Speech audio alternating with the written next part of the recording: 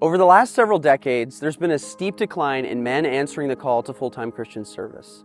What can we do about this issue? I believe the response is multifaceted and can be consolidated in the acrostic PASS. P. Pray for laborers. We need to be praying that the Lord would send more laborers into the harvest field. Jesus said that many are called, but few are chosen. Prayer is the primary way to get men into the field. When you pray for laborers, pray specifically, pray consistently, and pray in faith. A. Affirm the gifting. Several years ago, while I was in Bible college, I was really struggling. I knew that God had called me into full-time Christian service, but I didn't feel confident in that calling. During a break in class, one of my professors told me that he believed that God had a plan for my life. He affirmed me in my calling. To have a mentor that I respected tell me that he believed in me was such an inspiring turning point in my journey. It's hard to overestimate the power of affirmation. If you see potential in someone, compliment them on it. You'll be amazed at the amount of confidence this builds in the life of your disciple.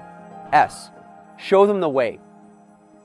It's been rightly said that more is caught than what is taught.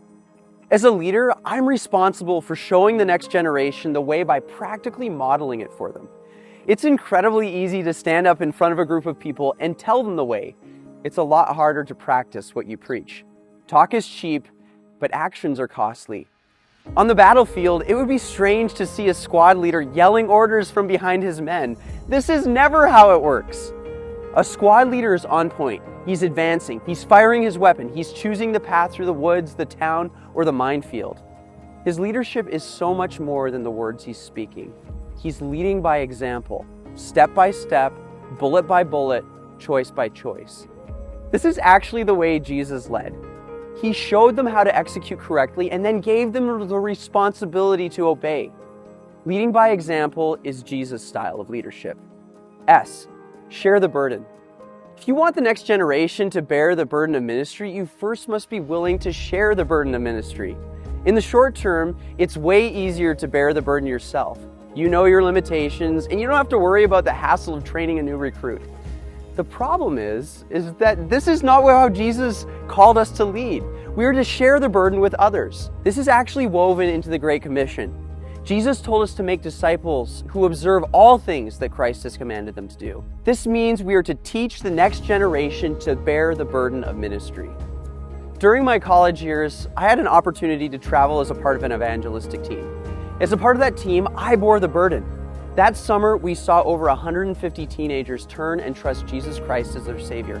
It was awesome. This left an indelible mark on my life.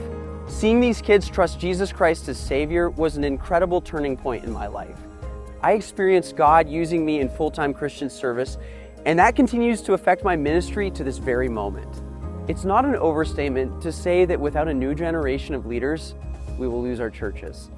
Thankfully, I believe that by praying for laborers, affirming young men in their calling, showing the way by example, and sharing the burden, we can pass the torch to the next generation of leaders. The question is, what are you doing to pass the torch to this next generation?